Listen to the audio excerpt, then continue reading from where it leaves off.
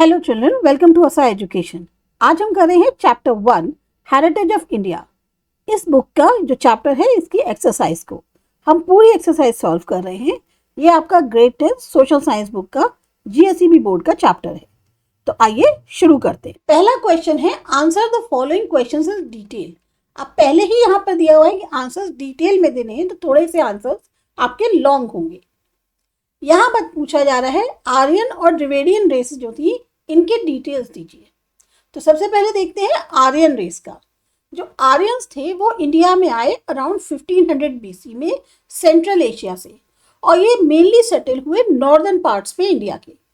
इनकी जो भाषा थी वो संस्कृत थी, जो बाद में चल के डेवलप हो गई कोई और सारी इंडियन लैंग्वेजेस में। इन्होंने वेदास कंपोज किए जो कि ओल्डेस्ट रिलीजियस टेक्स्ट माने जाते हैं वर्ल्ड के अंदर, और इनका जो योगदान था वो था डेवलपमेंट में हिंदू रिलीजन के, लिटरेचर, फिलॉसफी और बहुत सारे सामाजिक इंस्टीट्यूशंस भी इन्होंने बनाए।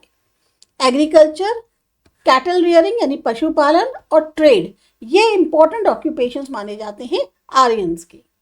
दूसरे हैं द्रविडियन रेस। द्रविडियंस जो हैं वो मेनली कंसीडर करे जाते हैं सबसे अर्ली इनहैबिटेंट्स इंडिया के, मतलब जो सबसे पहले इंडिया में रहते थे। ये मेनली साउथ इंडिया में रहते थे और इनका जो जुड़ाव था वो इंडस वैली सिविलाइजेशन से था। इनकी जो लैंग्वेज है वो मेनली तमिल, तेलुगु, कन्नड़ और मलयालम है। बहुत एडवांस सिटीज जो है इन्होंने डेवलप करी, ड्रेनेज सिस्टम्स, ट्रेड, क्राफ्ट्स, और कई बहुत ज़्यादा योगदान रहा इनका आर्ट, लिटरेचर, आर्किटेक्चर और कल्चर की तरफ। बहुत सारे ट्रेडिशंस, कस्टम्स और रिलीजियस प्रैक्टिसेस जो साउथ इंडियन की है उन सब की जो है द्रविडियन रूट्स ही मानी जाती हैं। तो दोनों ही आर्यन और द्रविडियन कल्चर्स ने काफ़ी प्रभावित किया इंडियन सिविलाइजेशन को, और इनका बहुत ज़्यादा योगदान रहा है हमारी जो एक अपनी सांस्कृतिक विरासत है उसके लिए। दूसरा क्वेश्चन है, आपको बताना है कल्चर क्या होता है और उसके बारे में डिटेल देना है। कल्चर एक तरीका होता है जिस तरीके से जो लोगों का समूह है वो एक जिंदगी को जीता है, उसको हम कहते हैं कल्चर। इसमें उनके कस्टम्स, उनके tradition, beliefs, values, language, art, literature, food, dress, social behaviour सब कुछ शामिल होता है। लैंग्वेज मतलब वो माध्यम जिससे वो लोग आपस में एक दूसरे से कम्युनिकेट करते हैं, अपने विचारों को व्यक्त करते हैं। रिलीजन और बिलीफ का मतलब हो गया जो उनका विश्वास है, उनकी जो परंपराएं हैं, कुछ वो धार्मिक प्रैक्टिसेस करते हैं, वो सब जो है रिलीजन और बिलीफ में आती है। कस्टम्स और ट्रेडिशंस में ऐसी चीजें, ऐसी प्रैक्टिसेस जो वो एक जनरेशन से दूसरी जनरेशन में पास करते हैं। आर्ट और लिटरेचर में हो गया आपका paintings, music, dance, culture, stories और पोएट्री। फूड है, ड्रेस है, उसमें आते हैं आपके वो जो ट्रेडिशनल फूड्स होते हैं, उनके जो एक पारंपरिक पहनावा होता है जो उस कम्युनिटी की आइडेंटिटी को बताता है, मीन्स उस कम्युनिटी की पहचान बताता है। वैल्यूज और एथिक्स में ऐसे प्रिंसिपल, सिद्धांत जो लोगों के बिहेवियर को और उनके रिलेशनशिप को गाइड करते हैं। फेस्टिवल्स और सेलिब्रेशंस में कुछ खास ऐसे ओकेजन्स जिसमें लोग आपस में एक दूसरे के करीब आते हैं और अपने जो ट्रेडिशंस हैं उनको संरक्षित रखते हैं। इम्पोर्टेंस जो है कल्चर की वो क्या है? सबसे पहले तो ये एक समाज को पहचान देता है, हमारे जो ट्रेडिशन है, हमारी हेरिटेज है, विरासत है, उसको प्रिजर्व करता है, यूनिटी को और सोशल हार्मनी को बढ़ावा देता है। ओवरऑल डेवलपमेंट जो इंडिविजुअल का हो, कम्युनिटी का हो, उसको मदद करता है डेवलपमेंट में उसके। और कल्चर जो है मेनली वो हमारे लाइफस्टाइल को जो एक कलेक्टिवली हम फॉलो करते हैं, जो समाज में जो वैल्यूज होती हैं उनको हम जो फॉलो करते हैं उसको दर्शाता है, और बहुत ही इंपॉर्टेंट पार्ट माना जाता है ह्यूमन सिविलाइजेशन का। थर्ड क्वेश्चन क्या है? कल्चरल हेरिटेज ऑफ गुजरात, ये आपको डिटेल में बतानी है। गुजरात जो है इंडिया का सबसे ज़्यादा कल्चरली रिच स्टेट माना जाता है। इसकी जो एक सांस्कृतिक विरासत है वो जानी मानी है उसकी इतिहास की, उसकी आर्ट, उसकी आर्किटेक्चर, लिटरेचर, म्यूजिक, डांस और फेस्टिवल्स के लिए। अब हिस्टोरिकल हेरिटेज अगर देखें तो इसका बहुत ही ग्लोरियस हिस्ट्री रही है। अगर हम पीछे जाएं इंडस वैली सिविलाइजेशन तक, जो बहुत इंपॉर्टेंट हिस्टोरिकल साइट्स हैं जैसे लोथल, जो कि सबसे अर्लीस्ट डॉकयार्ड माना जाता है दुनिया का, वो यहाँ पर है। ये स्टेट जो है इसको रूल किया कई सारी डायनेस्टीज ने, जिसमें सोलंकीज और मुगल्स भी शामिल थे। फिर आता है आर्ट्स एंड हैंडीक्राफ्ट्स। ये फेमस है बंदनी के लिए जो टाई एंड डाई है, एम्ब्रॉयडरी, मिरर वर्क और ब्लॉक प्रिंटिंग के लिए। हैंडीक्राफ्ट जो कच्छ का है वो पूरे इंडिया और बाहर भी विदेशों में पॉपुलर है। डांस और म्यूजिक में गरबा और डांडिया रास सबसे फेमस फोक डांसेस हैं गुजरात के। ये जो डांसेस ये स्पेशली परफॉर्म किए जाते हैं नवरात्रि के फेस्टिवल पे। फोक म्यूजिक बहुत ही अहम हिस्सा है गुजरात के कल्चरल ट्रेडिशन का। आर्किटेक्चर में बहुत सारे खूबसूरत टेम्पल्स हैं, स्टेप वेल्स हैं, मॉन्यूमेंट्स हैं। रानी की वाव जो है सबसे फेमस स्टेप वेल है और यूनेस्को वर्ल्ड हेरिटेज साइट है। सन टेम्पल जो है वो जाना माना है यहाँ के, बहुत ही भव्य उसका जो आर्किटेक्चर बना हुआ है, बिल्डिंग बनी हुई है उसके लिए। लिटरेचर लैंग्वेज में गुजराती ऑफिशियल लैंग्वेज है स्टेट की। जो बड़े बड़े महान पोएट हुए, राइटर्स हुए, उन्होंने गुजराती लिटरेचर को खूब ज़्यादा बढ़ाया। जो टीचिंग्स है नरसिंह मेहता की, उसका बहुत गहरा असर है गुजराती कल्चर पे। फेस्टिवल्स में नवरात्रि सबसे ज़्यादा सेलिब्रेटेड फेस्टिवल है गुजरात का। और भी बहुत सारे जो फेस्टिवल्स हैं उसमें आती हैं दिवाली, उत्तरायण, उत्तरायण जिसे काइट फेस्टिवल कहते हैं, जन्माष्टमी, होली। ये फेस्टिवल्स रिफ्लेक्ट करते हैं जो स्टेट के, हमारे यहाँ के एक बहुत ही वाइब्रेंट से ट्रेडिशंस हैं, हमारी जो एक कम्युनिटी की एक अपनी एक स्पिरिट है उसको दर्शाते हैं। फूड कल्चर में गुजराती जो खाना है वो फेमस है, ढोकला, थेपला, खांडवी, फाफड़ा इनके लिए। गुजरात फूड बहुत ही न्यूट्रिशियस होता है और उसमें एक अलग सा स्वीट सा सॉल्टी सा टेस्ट होता है। तो गुजरात की जो कल्चरल हेरिटेज है वो एक ब्लेंड मानी जा सकती है एशियन ट्रेडिशंस की, आर्टिस्टिक एक्सीलेंस की, वाइब्रेंट फेस्टिवल्स और हिस्टोरिकल अचीवमेंट्स की। बहुत इंपॉर्टेंट रोल प्ले करता है इंडिया की जो रिच कल्चरल डाइवर्सिटी है उसको प्रिजर्व करने में। इसके बाद नेक्स्ट क्वेश्चन है, अब आपको जो सेट है उसमें बताना है कि जो वो भी आंसर है पॉइंट वाइज देनी है। आपके अकॉर्डिंग जो कॉन्स्टिट्यूशनल ड्यूटीज हैं अपने हेरिटेज को प्रिजर्व करने की, कंजर्व करने की, वो क्या है?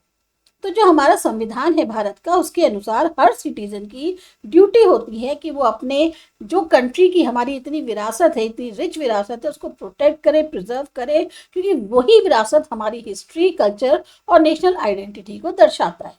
तो जो ड्यूटीज हैं हमारी वो होती हैं, उसमें वैल्यू और प्रिजर्व करना चाहिए इंडिया की रिच कल्चरल हेरिटेज को, प्रोटेक्ट करें हिस्टोरिकल मॉन्यूमेंट्स, टेम्पल्स, फोर्ट्स और एंशिएंट साइट्स को। ये नहीं कि वहाँ पर जब आप घूमने जाते हैं तो वहाँ आप गंदगी छोड़ के आ जाएं, दीवारों पे कुछ लिख के आ जाएं, दीवारें खुरच लें, वो ऐसा नहीं करना चाहिए। आपकी ये एक बहुत ऐसी विरासत है जो सदियों से चली आ रही है और आगे आने वाली जनरेशन भी इनको देख के जान पाएंगी कि हमारी कैसी विरासत रही है। तो हमें इसको प्रोटेक्ट करना चाहिए। जो नेशनल सिंबल्स हैं, ट्रेडिशंस हैं, कल्चरल प्रैक्टिस हैं, उसकी रिस्पेक्ट करें। हार्मनी और यूनिटी प्रमोट करें लोगों के बीच में जो अलग अलग कल्चर्स के हैं। जो पब्लिक प्रॉपर्टी हैं, हेरिटेज स्ट्रक्चर्स हैं, उनको नुकसान होने से बचाएं। ऐसी एक्टिविटीज़ में पार्टिसिपेट करें जो आपको मदद करता है कि कैसे अपने कल्चर और नेचुरल हेरिटेज को प्रिजर्व करना है। जागरूकता क्रिएट करें कि हमारी ये जो हेरिटेज कंजर्वेशन है इसकी इम्पोर्टेंस क्या है, जो हमारे आने वाली फ्यूचर जनरेशन है उनके बारे में और ज़्यादा जागरूकता क्रिएट करें। नेक्स्ट क्वेश्चन है, मीनिंग क्या है नेचुरल हेरिटेज का और किससे, क्या इसके अंदर होता है, किससे बनी है? तो नेचुरल हेरिटेज का मतलब हुआ ऐसे नेचुरल फीचर्स और रिसोर्सेज जिनका एनवायरनमेंट, साइंटिफिक और कल्चरल इंपॉर्टेंस होती है और ये एक जनरेशन से दूसरी जनरेशन पास ऑन होते हैं। नेचुरल हेरिटेज में मेनली आपके आते हैं माउंटेन्स और हिल्स, रिवर्स, लेक्स और वाटरफॉल्स, फॉरेस्ट और natural vegetation, wild life, birds, aquatic life, national parks, wild life sanctuaries, deserts, coastal regions और आइलैंड्स, इसके साथ साथ नेचुरल लैंडस्केप्स और इकोसिस्टम।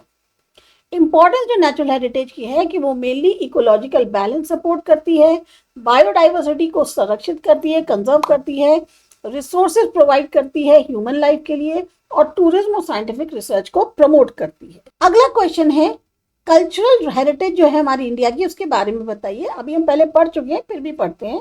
इंडिया की सबसे पुरानी और रिचेस्ट कल्चरल हेरिटेज है पूरी दुनिया में। ये हमारे ट्रेडिशन, कस्टम, बिलीफ, आर्ट्स और वैल्यूज को जो कि हजारों साल में डेवलप हुए हैं उनको दर्शाती है। एक यूनिक ब्लेंड मान सकते हैं इसे एंशिएंट ट्रेडिशंस और मॉडर्न वैल्यूज का। ये हमारे लिए एक प्राइड का सोर्स है, बहुत इंपॉर्टेंट रोल प्ले करती है हमारी कंट्री की पहचान को प्रिजर्व करने में। अब इंडिया जानी जाती है अपनी डाइवर्सिटी के लिए जो कि लैंग्वेज, रिलीजन और ट्रेडिशंस में मिलेगी। जो एंशिएंट स्क्रिप्चर्स हैं जैसे कि वेदास, उपनिषद, रामायण, महाभारत, ये बहुत इंपॉर्टेंट पार्ट है इंडियन हेरिटेज का। बहुत ही भव्य मॉन्यूमेंट्स मिलेंगे जैसे यहाँ पे ताजमहल, फोर्ट्स, टेम्पल्स और केव्स। क्लासिकल डांस फॉर्म है, भरतनाट्यम, कथक, ओडिसी, कुचिपुड़ी, जो हमारी इंडियन कल्चर को और ज़्यादा बढ़ाते हैं, एनरिच करते हैं। इसके अलावा Indian music, painting, sculpture, handicrafts पूरी दुनिया में फेमस हैं। फेस्टिवल्स जैसे दिवाली, होली, ईद, क्रिसमस, गुरु नानक जयंती, ये यूनिटी एंड डाइवर्सिटी को रिफ्लेक्ट करते हैं। ट्रेडिशनल वैल्यूज़ जो टॉलरेंस की, रिस्पेक्ट की और स्पिरिचुअलिटी की हैं, बहुत ही इंपॉर्टेंट पहलू हैं हमारे इंडियन कल्चर के। योगा, आयुर्वेद, ये इंडिया की वैल्यूबल कंट्रीब्यूशन है पूरी दुनिया के अंदर। और अलग अलग स्टाइल के फूड, ड्रेस और फोक आर्ट्स, ये हमारे इंडियन कल्चर को और ज़्यादा रिच करते हैं। नेक्स्ट क्वेश्चन है, इसमें आपको बहुत ही शॉर्ट में आंसर्स देने हैं। दूसरा नाम क्या है जिससे आर्यंस को बुलाया जाता है? आर्यंस जो है इंडो आर्यंस भी कहे जाते हैं। आपको नेग्रिटोस जो हैं हबशी, उनके बारे में एक शॉर्ट नोट लिखना है। नेग्रिटोस जो हैं ये माना जाता है कि अर्लीस्ट इनहेबिटेंट्स हैं इंडिया के। ये बहुत ही डार्क कलर होते हैं, डार्क स्किन होता है इनका, कर्ली हेयर्स होते हैं और बहुत ज़्यादा लंबी हाइट के नहीं होते। ये छोटे छोटे ग्रुप्स हैं निग्रितो लोगों के। ये मेनली अब पाए जाते हैं अंडमान और निकोबार आइलैंड्स में। इनका बिल्कुल ही अलग कल्चर है और इनका अलग ट्रेडिशन है, जो रहने का तरीका है वो बहुत ही डिफरेंट है। किस एनिमल को जो है दिखाया गया है नेशनल करेंसी पे?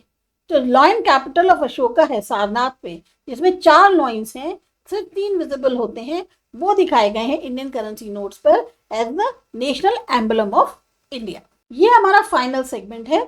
आपको बताना है करेक्ट ऑप्शन कौन से हैं। वर्ड लोक माता जो है वो किसके लिए यूज करते हैं? वो हम यूज करते हैं रिवर्स के लिए। करेक्ट मैच कौन सा है इसमें? Sharda Peeth Somnath, polo festival Vadnagar, northern dance festival Modhera, ये हमारा करेक्ट मैच है। सीधी सईद ग्रिल भावनगर।